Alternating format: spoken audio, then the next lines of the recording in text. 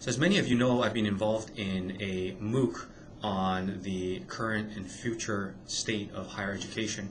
And one of the best webinars that I've seen to date is actually by Joel Hartman from the University of Central Florida.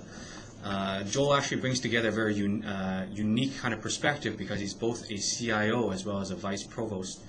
And what I really found interesting in his presentation is that he talks about how well, it's actually more in the Q&A, but he talks about how the interaction is between a face-to-face course versus kind of online course. And he talks about an interaction in traditional face-to-face between student and teacher, which is typically very strong, student and content, which is also very strong, and then a weak student-to-student kind of interaction. And then he kind of goes on to say that, you know, one of the goals in kind of more online or blended programs is to weaken a little bit that student to faculty dependency, but to strengthen student to content and student to content, both what's actually provided through the course, but also outside resources through the net. And then also to strengthen the student to student connection.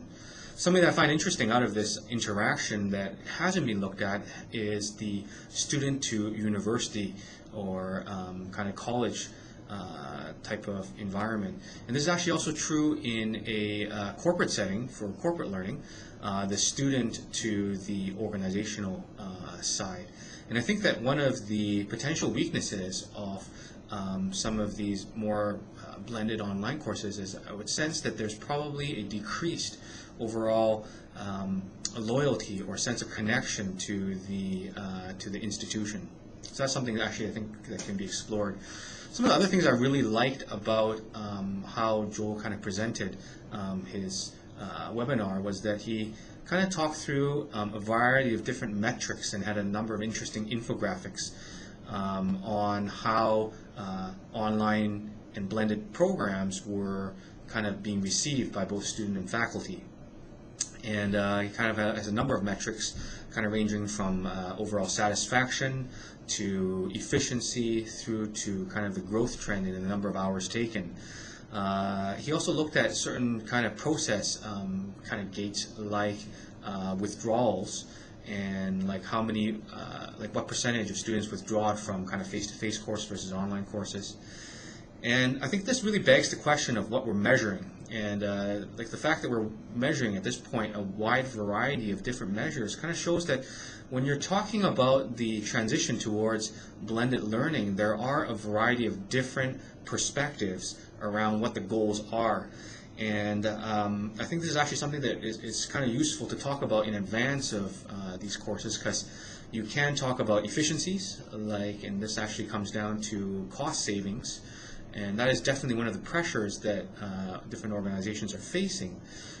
You can also talk about the overall growth trends that are happening, and this actually has to do more with scalability of some of these programs. And then you can also talk about overall student satisfaction or faculty satisfaction with the whole kind of process. But I think one of the things that's actually much more difficult to measure is effectiveness, and this is actually something that should be looked at, because yes, there are cost pressures, and yes, there are kind of opportunities for efficiencies and savings, but from a student perspective, how does the adopting of blended learning actually enhance learning retention? How does it enhance the ability to apply some of the learning and to actually internalize or synthesize some of this learning? There's actually an area that's much more difficult to measure, but I think is important, because you often have people championing e-learning solutions based on kind of an enhanced experience and efficiency. And what I would say is that most of the measures to date measure more of the efficiency than actually the effectiveness.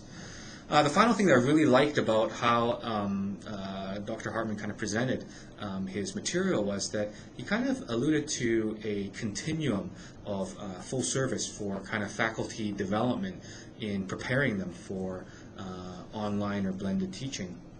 And I think this is actually an element that's often missed in a lot of e-learning strategies, and that's really trying to segment out your faculty, or in a corporate context, your instructors, because realistically speaking, you know that not everybody is going to adopt the new kind of learning methods, and it's actually important to be able to have some self-selection where your instructors are actually able to kind of get some of the basics, and those are the instructors that say, hey, I know that there's this blended learning out there, and I'd like to champion it, but right now I'm really more focused on other things. So you need to kind of establish what is the baseline skill that's required, and then you need to provide an opportunity for your champions to be experimenting with new learning methods. So I think this kind of approach where you have a full service offering, but you also have programs that help instructors self-segment into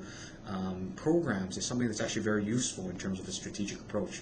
So once again, I love this webinar and highly recommend that you take a look at it. Provided the link. Thank you.